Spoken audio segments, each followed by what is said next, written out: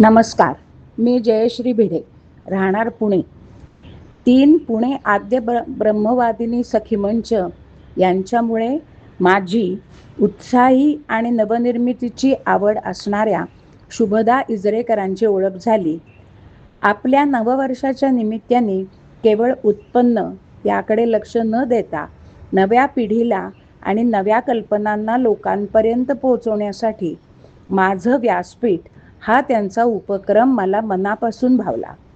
तसंच आपली संगीत नाटकांची परंपरा पुढे चालू राहण्यासाठी शिलुताई केळकर आणि त्यांचे सर्व सहकारी जो प्रयत्न करत आहेत त्यासाठी त्यांना अनेक शुभेच्छा आणि त्यात सहभाग म्हणून माझी ही छोटी देणगी.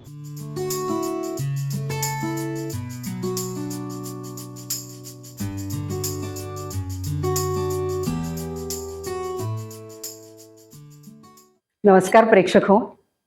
संगीत नाटक आणि ते पण तरुणाईनी केलेलं, सुंदर सुंदर पदं म्हणलेली, काय जरा वेगळं वाटतंय ना.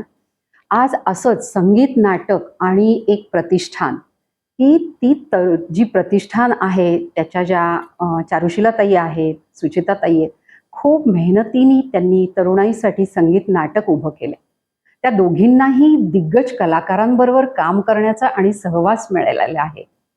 हे सगळं आज कसं मिळालं, त्या तिथपर्यंत प्रतिष्ठानपर्यंत कशा पोहोचल्या आणि त्या तरुणाईला कसं या संगीत नाटकासाठी प्रोत्साहित करतात, हे सगळं आज आपण त्यांच्या तोंडून ऐकून घेणार आहे.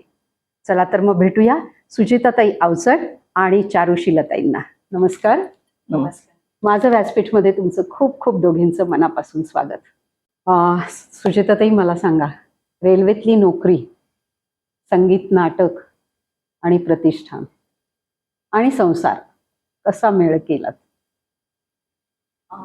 गाणं मी पहिल्यापासूनच करते. वयाच्या 8व्या वर्षापासून मी गाण्याला सुरुवात केली. गाणं शिकायला. आणि त्याच्याबरोबर जसं जसं माझं वय वाढायला लागलं त्याप्रमाणे मला काही नाटकांचे प्रयोग पण यायला लागले. आणि मग नाटक म्हणजे असे प्रयोग आले की छोटा गंधर्वांसारख्या दिग्गज आर्टिस्टनी मला संधी दिली त्यांच्याबरोबर काम करायची. त्यामुळे ऑलरेडी नाटक सुरू झालं. भरतचं पण मी कट्यार करत होते, त्यामुळे नाटकाची सुरुवात झाली. आणि त्याच्यामुळे मला जॉब पण मिळाला नाटकामुळे. माझं पहिलं नाटक सुवर्ण तुला, त्या सुवर्ण तुला नाटकामुळे मला जॉब पण रेल्वेमध्ये मिळाला. आणि त्याच दरम्यान माझं लग्न पण झालं. आणि मग सगळ्याच भूमिका करत करत करत मी माझं करिअरची सुरुवात केली. आणि बाकीची सगळी उदाहरणं होतीच. आता माणिक वर्मा एवढ्या सुप्रसिद्ध गायिका आहेत, या सगळ्यांची उदाहरणं डोळ्यासमोर ठेवून मी म्हटलं आपण हे असंच करायचं. संसार पण करायचा, गाणं पण करायचं, नाटक पण करायचं आणि जॉब पण करायचा आणि रसिकांचं मनोरंजन पण करायचं. त्यामुळे मी शिकत शिकत या सगळ्या गोष्टी करत गेले. आणि तिथून प्रतिष्ठानपर्यंत, तिथून मग प्रतिष्ठान स्थापन व्हावं असं आमची दोघींची इच्छा होती. आणि मग ती त्याच्याही मनात होतं परमेश्वराच्या आणि छोटा गंधर्वांच्या मनात असेल म्हणून ते दोन्हीचा मेळ बसला आणि आम्ही प्रतिष्ठानची सुरुवात केली. चारुशीलाताई, तुम्हाला काय वाटतं प्रतिष्ठाबद्दल? का सुरुवात केली तुम्ही? ही कशी सुरुवात झाली? का आणि कशी? प्रतिष्ठानची स्थापना करावी म्हणजे ह्या प्रकारचं छोटा गंधर्वांसाठी काहीतरी काम करायचं. हे 100% आमचं दोघींचं ठरलेलं होतं. फक्त ती नोकरीत होती, मी व्यवसायात होते. पण दोघी आल्यामुळे एकत्र? नाही, आम्ही पूर्वीपासूनच्या मैत्रिणी आहोत. गाण्यामुळे आमची मैत्री खूप वर्षापासूनची आहे. पण दोघींच्या मनात होतं की दादांसाठी काहीतरी करायचंय. पण आमच्या नोकरी आणि व्यवसाय याच्यामध्ये जमत नव्हतं. पण एक पीक टाइम असा आला की तिने व्हॉलंटरी रिटायरमेंट घेतली, मी व्यवसाय बंद केला आणि आम्ही दोघींनी हा निर्णय घेतला की आपण याच्या पुढे दादांसाठी कार्य करायचंय. सुचिताताई, मला सांगा की आतापर्यंत कोणाकोणाबरोबर, दिग्गज कलाकारांबरोबर कुठली कुठली नाटकं केली तुम्ही? पहिल्यांदा तर मी सांगेन की सौभद्रमध्ये मी छोटा गंधर्वांच्या बरोबर सुभद्रा केलं. मी भाग्यवान समजते की त्यांनी मला त्यांच्याबरोबर काम करण्याची संधी दिली. त्याच्यानंतर मी संशय कल्लोळ नाटक केलं, शरद तळवळकर, नंतर रामदास कामत आणि नंतर प्रभाकर पणशीकरांच्या नाट्यसंपदामध्ये मी काम केलं. म्हणजे वसंतराव देशपांड्यांबरोबर मी कट्यारमध्ये पण केलं. दोमी नवेस मध्ये पणशीकरांबरोबर केलं काम. आणि बाकी मग विद्याहरण नाटक छोटा गंधर्वांनी करायचं ठरवलं. त्यावेळी पण ज्यांचा मला निरोप आला की सुचेताला बोलवलंय विद्याहरणसाठी, मला प्रचंड आनंद झाला की चला म्हटलं पुन्हा एकदा मला संधी मिळाली होती छोटा गंधर्वांच्या अंडर काम करण्याची आणि गाणं शिकण्याची मेनली. कारण विद्याहरण हे असं अवघड नाटक आहे खाडीलकरांचं की त्यातली गाणी अतिशय अप्रतिम गाणी आहेत. आणि त्यावेळेला मला विचार आला की चला आपल्याला संधी मिळतीये काम करण्याची आणि गाणी शिकण्याची. आणि ती पण नाटकं केली, बाकीची पण नाटकं मी बरीच केली आहे. ती देवयानी केलं, नंतर देवमाणूस केलं मी, जे छोटा गंधर्वांचं नाटक आहे, म्हणजे त्यांचा रोल गाजलेला आहे त्याच्यामध्ये आणि त्यांनीच केलेले प्रयोग, म्हणजे त्यांचंच नाटक आपण असं म्हणायला हरकत नाहीये. देवमाणूस पण केलं भरतनाट्य मंदिरने, त्यावेळेला ते देवमाणूस करायचं ठरवलं आणि त्याच्यात मला काम मिळालं, संधी मिळाली. आणि बाकीची पण मी नाटकं करत गेले. मग बरीच झाली नाटकं माझ्याकडे. रायगड पण झालं, रायगडाला जेव्हा जाग येते वगैरे. छोटा गंधर्व यांच्याबरोबर जेव्हा सहवास मिळाला तुम्हाला, कसा काळ होता तो? सुवर्ण काळ हे त्याचं मुख्य उत्तर आहे. खरोखर सुवर्ण काळ होता, एका शब्दाचं उत्तर म्हणू शकतो अगदी. आणि छोटा गंधर्वांची 67 सालापासून जेवढी नाटकं पुढे झालेली आहेत तेवढी मी सगळी बघितलेली आहेत. आणि सुवर्ण काळ पुरेपूर अनुभवलाय असा. रात्रभर चालणारी, पहाटेपर्यंत चालणारी नाटकं, त्या नाटकांना होणारी गर्दी, म्हणजे त्या नाटकाच्या तिकीट विक्रीपासून ते नाटकाचा प्रयोग होईपर्यंतच्या सर्व मजा लुटलेल्या आहेत अक्षरशः. ताई मला सांगा की आता तुम्ही म्हणालात की संध्या म्हणजे काय रात्रीपासून ते पहाटेपर्यंत ही नाटकं चालायची. आणि आता नवीन जी पिढी आहे त्यांना एवढा वेळ नाहीये म्हणून हे लोक नाटकाला येत नाहीत असं वाटतं तुम्हाला? काय आहे, काही वेळा असं प्रेक्षकांनाही गृहीत धरलं जातं की हल्ली प्रेक्षक बसत नाहीत. कदाचित बसणारही असतील, आपल्याला माहित नाही. बरोबर. आता त्या काळात काही सिनियर सिटीजन नव्हते का? होते, बरोबर, पण पहाटेपर्यंत बसत होते. आजकाल म्हणतात की सिनियर सिटीजन मग एवढा वेळ थांबणार नाही, 3 तासात नाटक संपवायला पाहिजे. त्यामुळे असं नाहीये की लोक बसणार नाहीत, पण आजकाल असंच झालंय की प्रत्येकाची एक तर घाई आहे, प्रत्येक जण कामात आहे. फक्त नाटकासाठी आणि नाटकावर उपजीविका करणार असा वर्ग आता कमी आहे. नोकरी करून, व्यवसाय करून नाटकात काम करणारे आहेत हल्ली. बरोबर. त्यामुळे फरक आहे हा हल्लीच्या पूर्वीच्यातला. अगदी खूप छान सांगितलं तुम्ही. पण आता मला सांगा की हे जे आहे त्यावेळेसचा काळ होता, तेव्हाही ज्येष्ठ लोक येतच होती, नाटकात कामही करत होती. पण तुमचा जो आत्ताचा उद्देश आहे तरुणाईला घेऊन करणं, का हे लक्षात आलं तुमच्या? का ही कल्पना सुचली तुम्हाला? आम्ही जो सुवर्ण काळ अनुभवला तो आमच्यापर्यंतच येऊन संपला नाही पाहिजे. जे आम्ही अनुभव घेतले ते पुढच्या पिढीकडे आम्ही जर दिले, म्हणजे आपण लहानपणीपासून प्रतिज्ञा केली की ही परंपरा आहे आपली संगीत नाटक ही. बरोबर. त्या परंपरांचा पाईक होण्याची पात्रता यावी अशी आपण जी भारताची प्रतिज्ञा म्हणतो, तसं पाईक व्हायचं असेल तर ही परंपरा पुढे नेली पाहिजे. पुढे नेली पाहिजे म्हणजे काय? तरुणांपर्यंत पोहोचली पाहिजे. तरुणांपर्यंत पोहोचली तर ती अशीच पुढे चालू राहील. ते तरुण आणखी पुढच्या पिढीला तयार करतील आणि संगीत नाटक असंच अव्याहत चालू राहील पुढे. सुचेताताई मला सांगा की हे प्रतिष्ठान तरुणाईला भाग घेण्यासाठी काय काय प्रयत्न करतं?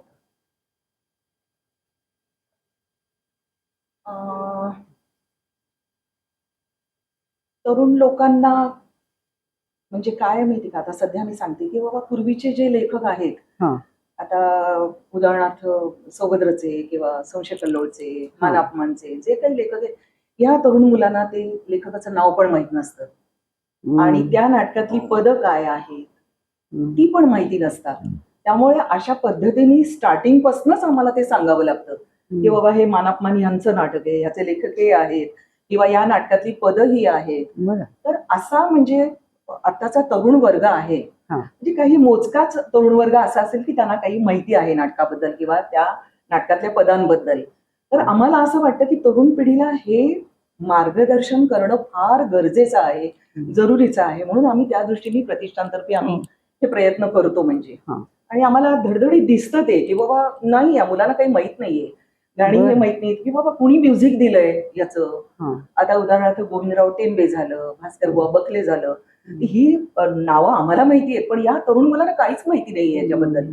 तर ते माहिती होण्यासाठी आम्ही या प्रतिष्ठानच्या माध्यमातून आम्ही तरुण पिढीपर्यंत ते पोहोचवण्याचं कार्य करतोय आम्ही दोघी जण. पण मग हे कार्य करताना प्रतिष्ठानला काय काय अडचणी येतात?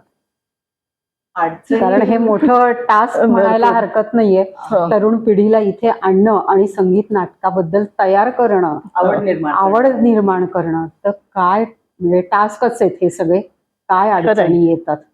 अडचणी तर खूप येतात. हा. कारण प्रत्येकाच्या वेळा सांभाळणं. बरोबर. नाटकाची तालीम घ्यायची तर प्रत्येकाकडे वेगवेगळा वेळ असतो. सर्वजण नाटकातली पात्र एका वेळी हजर आहेत असा एखाद दुसरा दिवस उगवतो. बरोबर. त्यामुळे ही एक अडचण असते. आर्थिक अडचण असते. पौराणिक नाटक उभं करायचं म्हणजे खायची गोष्ट नाही. बरोबर. त्या नाटकाची ड्रेपरी, त्या नाटकाची भाषा, त्याला लागणारी ड्रेपरी आणि इतर सगळे सेट आणि ह्या सगळ्या गोष्टी मिळवणं सगळं चाललं. तर ह्या सगळ्याचे खर्च. बरं, संगीत नाटक म्हणजे असं पौराणिक असेल तर सामाजिक नाटकासारखा एक साध्या सेटवर झालं, प्रायोगिक सारखं साध्या सेटवर झालं असं करता येत नाही. त्याला तो सगळा थाट करावाच लागतो. बरोबर. त्याच्यामुळे हे सगळे खर्च वाढीव असतात आणि त्या मानाने उत्पन्न कमी असतं. आणि नवीन कलाकारांना घेऊन करायचं म्हटल्यावर आम्हाला पटकन स्पॉन्सरर मिळत नाहीत, प्रायोजकत्व घेणारे कमी आहेत. कारण आम्ही आत्ता नावाजलेला कलाकार कोणीतरी आमच्यात आणून उभा केला तर कुणी हसत आम्हाला आत्ता पैसे देतील. बरोबर. पण ते आम्ही नाही करत आहे. पण आमचेच कलाकार पुढे नावाजणार आहेत हे 100%. नक्कीच नक्कीच. अगदी. आतापर्यंत कुठे कुठे तुमचे प्रयोग झालेत? इंदोरला केला आम्ही प्रयोग. बर. तर आता एवढ्यातच चिपळूण, रत्नागिरी, गोवा, तर कोल्हापूर, गोव्याला त्याच्या आधी झाले, नंतर सांगलीला झाला आमचा, मुंबईत झाला नेहरू सेंटरला, नंतर पुण्यामध्ये तर करतोच आम्ही. मुंबईत व्हायचेत अजून, मुंबईत काही एवढ्यात आम्हाला चान्स मिळालेला नाहीये, पण आम्ही प्रतीक्षेत आहोत आम्ही की मुंबईला आमचे व्हावेत शोज. आणि आमची अशी एक इच्छा आहे की आमचे जे कलाकार मंडळी आहेत सगळी प्रत्येक नाटकात काम करणारी, ते सतत रसिकांसमोर यायला पाहिजेत. म्हणून आम्ही तो आटोकाट प्रयत्न करतोय की चला, आणि आम्ही जे करतो ते थोडस क्वालिटी वाईजच करतो आम्ही, किंवा चला आपण चांगलं काहीतरी समाजाला देण्याचा प्रयत्न करू. आणि निश्चितच तरुण पिढी त्या बाबतीत अतिशय प्रयत्नशील आहे आणि खूप छान सादरीकरण आमच्या नाटकाचं होतं आणि प्रेक्षकांनाही त्याच्यापासून आनंद मिळतो. काही काही प्रेक्षकांचं असंही म्हणणं आहे की अरे तुमचं सोबत्र पाहायचंय बरं का, तुमचं सुवर्ण तुला लागलं नाहीये बरेच दिवसात, मग तुमचं ते पण नाटक आम्हाला करायचं आहे, पाहायचं आहे. तर अशा पद्धतीचे आम्हाला प्रेक्षकांकडनं रिस्पॉन्सेस मिळतात आम्हाला.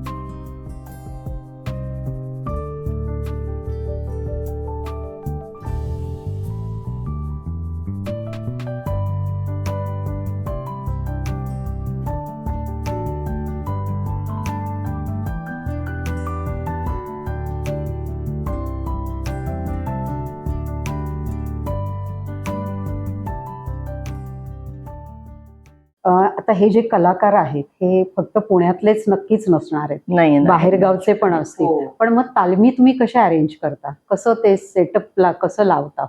तालमी आम्ही काय करतो, स्टेप बाय स्टेप आम्ही जातो. आता एखादं नाटक करायचं म्हटलं ना तर पहिल्यांदा कास्टिंग वाईज की बाबा हा फिक्स आहे का या रोलला वगैरे असं सगळं ते असतं. नंतर आम्ही रिडिंग घ्यायला सुरुवात करतो की चला आपण नाटकाचं वाचन करूया. मग त्याच्यानंतर मग साईड बाय साईड आम्ही पद बसवायला सुरुवात करतो की बाबा चला त्या बरोबर पद आणि प्लस वाचन असं झालं की मग आम्ही त्यांना जरा कल्पना देतो की चला आपण आता स्टँडिंगला सुरुवात करूया बरं का. मग ती पण मुलं हा चला मग आता स्टँडिंगला, मग असं स्टेप बाय स्टेप आम्ही असं जातो सगळं त्या दृष्टीने. आणि नंतर मग काय सगळं शेवटी टीमवर्क म्हणल्यानंतर सगळ्यांना हजर राहणं गरजेचं असतं तालमीला. त्यामुळे मग सगळेजण वेळ काढतात तेवढा. मग आम्ही सगळ्यांना सांगतो की आपण अशा अशा तालमी केलेल्या आहेत, पण आता सगळ्यांनी हजर राहायला पाहिजे त्या तालमीच्या वेळेला. सगळ्यांची तालीम एकत्र व्हायला पाहिजे, म्हणजे पहिला अंक, दुसरा अंक, तिसरा अंक, त्याप्रमाणे आम्ही मॅनेज करतो. तेही मुलं सगळे मॅनेज करतात आणि ते पण मुलं छान त्यांच्या क्षेत्रामध्ये क्लासिकल मैथिली करतात. त्यांचे गाण्याचे कार्यक्रम असतात, कोणाकोणाचं शूटिंग असतं, नाटकाचे प्रयोग असतात, त्यामुळे ते सगळं तुमचं सांभाळून आम्हाला वेळ देतात. पण असं कधी झालंय का, कारण हे नोकरी करून करणारी हो. ही आहेत, तर मग असं कधी झालंय का त्यांच्या वेळा ज्या वेळेला नाटक लागले तेव्हा एखादी अडचण आली आणि ते नाही येऊ शकले? हो, आमच्याकडे तोही एक दुसरा मार्ग आहे की बाबा त्यांना अगदीच आता त्यांनी आधी काहीतरी नाटक घेऊन ठेवलेलं असतं, त्याचे प्रयोग असतात, आम्ही तेवढ्यापुरता ऍडजस्ट करतो की चला बाबा कोणीतरी दुसरा आर्टिस्ट आम्ही तयार करतो. पण मग तसं दुसरा आर्टिस्ट तयार असतो? हो, आणि ती दुसरी कोणी येतात ना ती पण तयार असतात की आम्ही करतो बाबा, आम्ही याचा हा रोल नाहीये ना, मग मी करतो आम्ही, असं ते मुलांची पण तयारी असते तेवढी. आणि काही काही मग असे पण की बाबा ज्यांचा रोल बसलेला आहे ती पण मुलं आम्हाला जॉईन होतात, असं पण आहे. पण आता ह्या संगीत नाटकाच्या तालमी म्हणजे महिनोन महिने चालणार. हो, आजकाल आपण असं ऐकतो की तरुणाईमध्ये पेशन्स कमी आहेत. काय वाटतं अगदी तुम्हाला? म्हणजे पूर्णपणे मी म्हणेन नाही, तरुणांमध्ये भरपूर पेशन्स आहे. आणि शिकण्याची फक्त आवड तो आपल्याला कळला पाहिजे. कळला पाहिजे. बरोबर. तरुणांमध्ये भरपूर पेशन्स आहे, त्यांची भरपूर वेळ तालीम करायची, भरपूर वेळ शिकायची तयारी आहे. म्हणजे त्यांना सगळं सांभाळून करायची तयारी आहे. त्यांच्या नोकऱ्या सांभाळूनही हे कष्ट घ्यायची तरुणांची तयारी आहे. आणि हे आम्ही गेली 7-8 वर्ष बघतोय.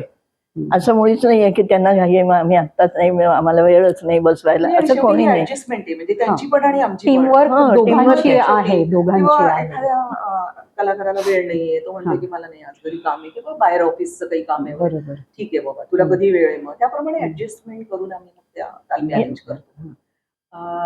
प्रतिष्ठानचे जे आमचे कलाकार आहेत, अभिषेक अवचट आणि वेदवती परांजपे. अभिषेकने सौभद्रमध्ये काम केलेलं आहे, वेदवतीने सुवर्णतुला आणि स्वयंवरमध्ये काम केलेलं आहे. तर ते कलाकार आता त्यांच्याच नाटकातली काही 2 पदं सादर करतील आणि प्रतिष्ठानबद्दल त्यांना काय वाटतं हे त्यांच्या शब्दात ते मांडतील. वेदवती, जरा प्रतिष्ठानची माहिती सांगशील आम्हाला? स्वरराज छोटा गंधर्व प्रतिष्ठान निर्मित संगीत सुवर्णतुला आणि संगीत स्वयंवर या नाटकांमध्ये मला प्रमुख भूमिका करण्याची खूप छान संधी मिळाली. वा.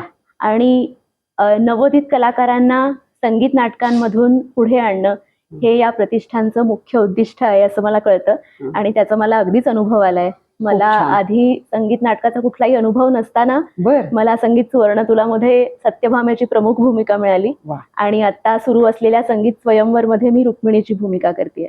खूप छान. आणि अभिषेक? नमस्कार, मी अभिषेक अवचट. स्वरराज छोटा गंधर्व प्रतिष्ठान गेले 6 वर्ष कार्यरत आहे. संगीत नाटक म्हणा किंवा कार्यक्रम म्हणा, संगीत विषयक अजून काही, तर त्याविषयी सक्रिय आहे. तर त्याच्यामध्ये संगीत सौभद्रमध्ये मी अर्जुन याची भूमिका करतोय. वा. आणि संगीत एकच प्याला आता सुरू झालं, 3 प्रयोग झाले. त्याच्यामध्ये मी सुधाकर यांची भूमिका करतोय. बर. त्याच्यामुळे आणि खूप मजा येते काम करायला. अजून पुढे प्रयोग होत राहतील. पण असे तुम्ही तरुणाई या नाटकांमध्ये येताय, काय वाटतं रे? मला असं वाटतंय की तरुण पिढीने बघणं खूप गरजेचं आहे संगीत नाटक. कारण खूप अलिप्त झाले असं मी म्हणू शकतो की खूप लोक येत नाहीत संगीत नाटकांना. आता तर जरा गर्दी व्हायला सुरुवात झाली आहे तशी, पण माझं असं म्हणणं आहे की तरुण पिढीने बघणं जास्त गरजेचं आहे. वेदवती, तू काय सांगशील? माझंही तसंच म्हणणं आहे की आम्ही आतापर्यंत जो अनुभव घेतला तर जास्त करून थोडे सिनियर सिटीझन्स जास्त प्रेक्षक म्हणून येतात. पण नवीन पिढीने सुद्धा संगीत नाटकं बघितली पाहिजेत. ही गाणी इतकी सुंदर आहेत, शास्त्रीय संगीतावर आधारित सगळी नाट्यगीतं आहेत, ती नवीन पिढीने ऐकली पाहिजेत. आता म्हणजे माझी मुलगी आहे तर तिला माझ्यामुळे आवड लागली आहे. तिच्या काही मैत्रिणी की नुपूरच्या आईचं नाटक आहे म्हणून 4 जण ऐकायला येतात.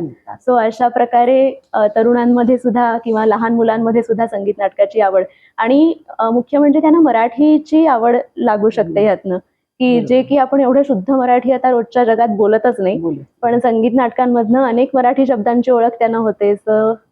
मला वाटतं की लहान मुलांनी पण पाहिलं पाहिजे. अभिषेक, कुठलं पद तू सादर करतोय आता? संगीत सौभद्रमधलं ज्यावरी मी विश्वास ठेवला, ते पद मी थोड्या लाईन्स मी अगदी अगदी.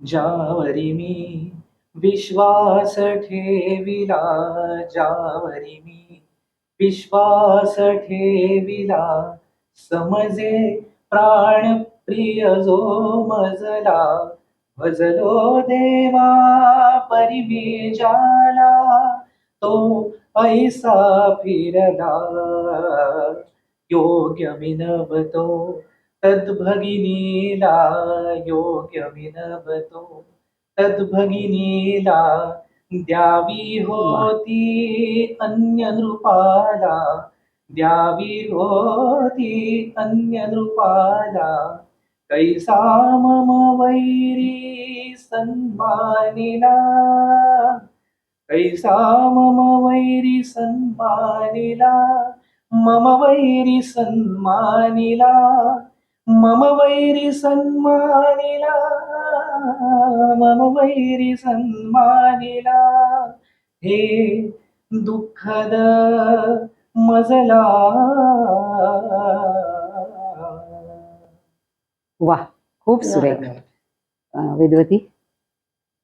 मी संगीत स्वयंवर मधलं अतिशय लोकप्रिय गाणं आहे नाथ हा माझा. वा. तर त्याचं थोडस झलक चालेल. गायचा प्रयत्न करते. नाथ हा माझा मोही खला, नाथ हा माझा मोही खला, शिशुपाला भारी झाला, वीर रुक्मी शिशु समाणिला, नाथ हा माझा मोही खला, वीरा लोळवी मग हळू धरुनी, वीरा लोळवी मग हळू धरुनी, कररत्नाला जणू हाल्याला, नाथ हा माझा मोही खला. वा, खूप सुरेख, खूप सुरेख. अभिषेक, मला सांग की आता तुम्ही या एज मध्ये आहात, तरुणाईमध्ये आहात असं म्हणू आपण, काय सांगाल तरुणाईला, किंवा का येत नाही तरुणाई तुमच्याकडे संगीत नाटक ऐकायला? काय कारण आधीच्या काळी कसं व्हायचं की 5-5 अंकी नाटक, म्हणजे संगीत नाटक तुम्ही कुठलंही बघितलं तर 5 अंकी नाटक आहेत. म्हणजे प्रत्येक संगीत सौभद्र म्हणा, एकच प्याला म्हणा, सुवर्ण तुला म्हणा. तर त्यावेळेला काय व्हायचं की खूप रात्री 9:30 पासून ते पहाटे 4, 4:30, 5 वाजेपर्यंत नाटकं चालायची, आणि लोक त्यावेळेला भरपूर यायची लोक, आणि मुळात शौकीन असायचे. त्या यावेळेला ते माझ्या मते की मेंटॅलिटी ती असू शकते लोकांची, की बाबा एवढं काय बसणं होणार नाही आपल्याकडनं, तेव्हा नको. पण आता कसं की 3 अंकामध्ये ते आम्ही करतो, आणि ते खूप छान होतं. 2.5-3 तासाचं नाटक होतं, त्याच्यामुळे लोकही यायला लागतात. तरुणाई पण येते.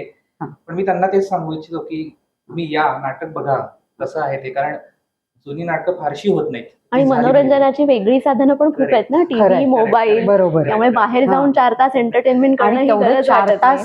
त्यांना माहित नाहीत ना, आणि त्यांना माहित नाहीयेत की कशा पद्धतीने सादर होतात नाटकं, तर ते बघणं गरजेचं आहे. अगदी बरोबर आहे. म्हणजे पूर्वीचा जो सुवर्ण काळ संगीताचा होता, संगीत नाटकाचा म्हणू आपण, तो परत तुम्ही आणण्याचा विचार आहे, प्रयत्न आहे. मी असं म्हणेन की जितका जास्त प्रौढ वर्ग या नाटकांना येतो, तेवढाच जास्त तरुणाईनी या नाटकांना यावं अशी मी त्यांना विनंती करतो. आणि ज्या आम्ही, कारण प्रतिष्ठानमध्ये दरवर्षी आम्ही वेगवेगळे नवीन कलाकार घेत असतो, त्यांना घडवत असतो. खूप उत्तम काम करतात ते सगळे. त्याच्यामुळे जर का नवीन तरुण पिढीला संगीत नाटकांमधनं कामं करायची असतील तर त्यांनी आमच्या प्रतिष्ठानला जरूर संपर्क करा. आणि आमच्या पुढच्या प्रयोगांना सुद्धा नक्की बघायला हजेरी लावा. आमची संगीत स्वयंवर, संगीत एकच प्याला, संगीत सौभद्र, संगीत सुवर्ण तुला ही नाटकांचे प्रयोग आता येतीलच, तर सर्व रसिकांनी जरूर या. चारुशीलाताई, अध्यक्ष हो. प्रतिष्ठानचं किती अडचणी येतात. काही वेळेला असं वाटतं अडचणी- अरे अध्यक्ष उगाच झालो का, असं तर नाही वाटत आहे असं ना? नाही, ते आनंदाचं काम आहे. हा. आपल्या आवडतं काम आहे, आपल्या आवडत्या माणसासाठी आपण काहीतरी करतो. अगदी नक्कीच. हा. त्याच्यामुळे अडचणी कुठलंही तुम्ही काम करायला घ्या, त्या येणारच आहेत. हो. आता ह्या क्षेत्रात पडलो, या क्षेत्रातल्या अडचणी येतील, हा. पण त्यांना सामोरं जायची आमची तयारी आहे. आम्ही सगळे एकत्र आहोत. आमची टीम आहे. हा. मी अध्यक्ष पदावर असले तरी बाकीची आमची टीम आहेच की, सुचेता आहे, तिचे मिस्टर आहेत अशोक अवचट, ते आहेत. त्यामुळे आम्ही सगळे मिळून याला सामना करू शकतो अडचणी आल्या तरी. आमच्याकडे काय आहे की मिस्टर अवचट डायरेक्शन करतात, कारण त्यांनी बरं. बरेच प्रोज नाटकं केलेली आहेत. बर. त्यामुळे डायरेक्शनची जबाबदारी ते सांभाळतात आणि हा. गाणं आम्ही दोघी जणी मिळून करतो. मग एखादं पद आमच्या प्रेक्षकांसाठी म्हणू शकाल? एक 4 लाईन. हम्म.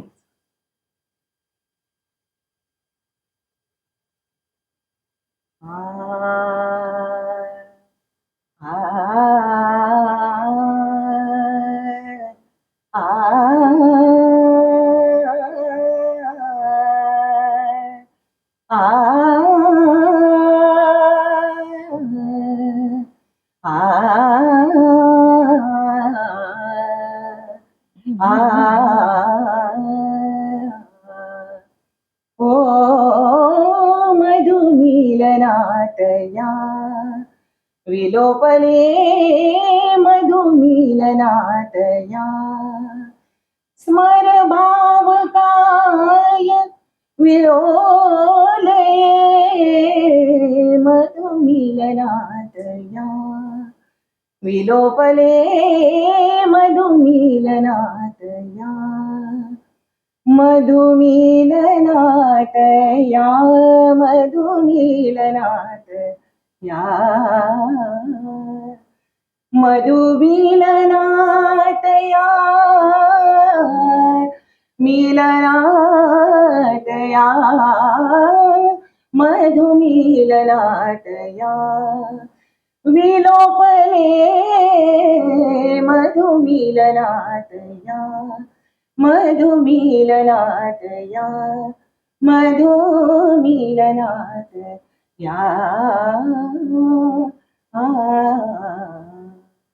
वा, खूप सुंदर. खूप सुंदर. दोघी जणींना खूप दिग्गज लोकांचा सहवास लाभला. त्यांच्या काय गोष्टी अशा तुम्हाला या प्रतिष्ठान वाढवण्यासाठी उपयोगी पडतात, की त्या सगळ्या छान गोष्टी तुम्ही तरुणाईला देऊ शकता?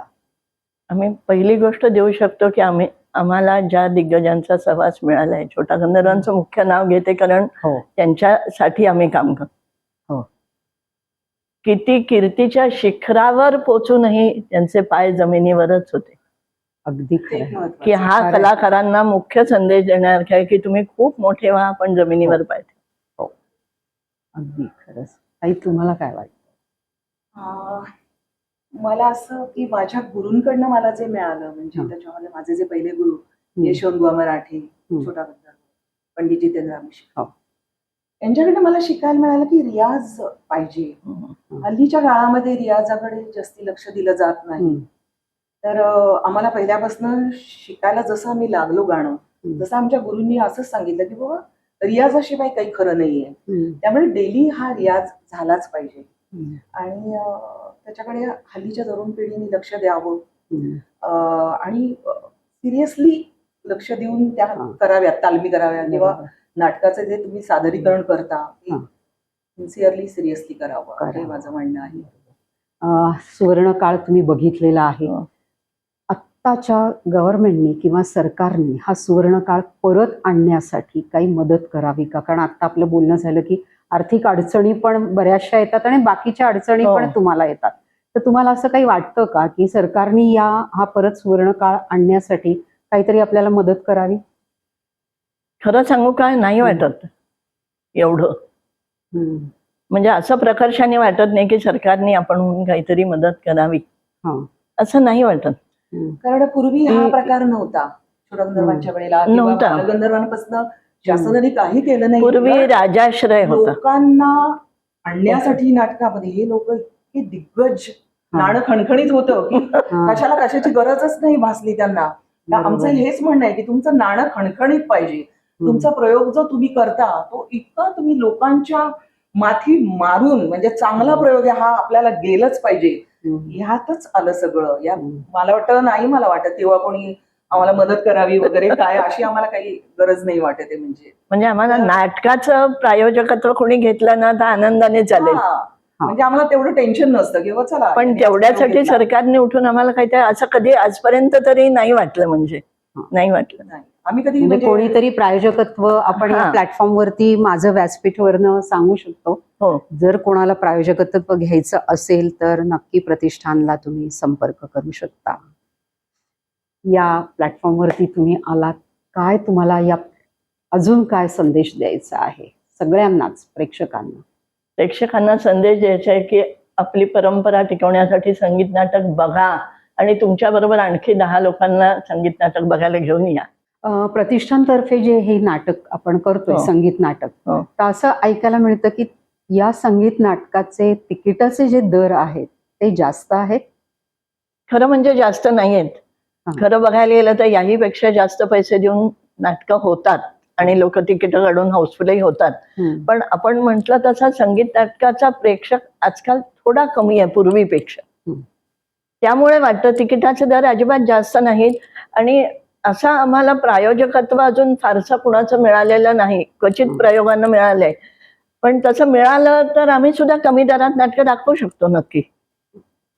पण रसिकांचा त्याच्यासाठी प्रतिसाद मिळाला पाहिजे. यायला पाहिजे. तसं मिळालं, प्रायोजकत्व मिळालं तर आम्ही नक्की कमी दरामध्ये नाटकं दाखवू शकू. तेवढंच पूर्णपणे प्रयोग कोणी स्पॉन्सर केला तर आम्ही फ्री सुद्धा दाखवू शकू.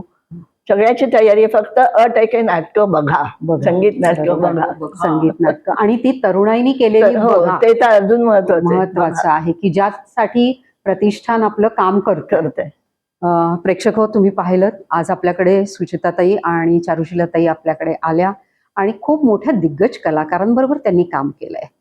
अशा मोठ्या व्यक्तिमत्वाच्या आज पाहुण्या आपल्याकडे लाभल्या, त्याबद्दल माझं व्यासपीठ तर्फे दोघींनाही एक छोटीशी भेट.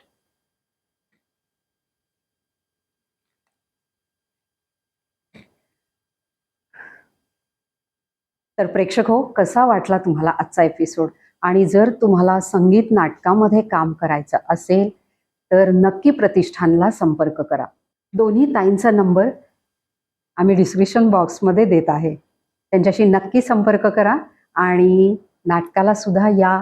रसिक प्रेक्षकांना ही अगदी नम्र विनंती आहे की परत पूर्वीचा जो सुवर्ण काळ आहे तो आपण नक्की परत आणू शकतो. कसा वाटला तुम्हाला आजचा हा एपिसोड? जर तुम्हाला आजचा हा एपिसोड आवडला असेल तर आमच्या चॅनलला लाईक करा, शेअर करा आणि सबस्क्राईब करा. धन्यवाद.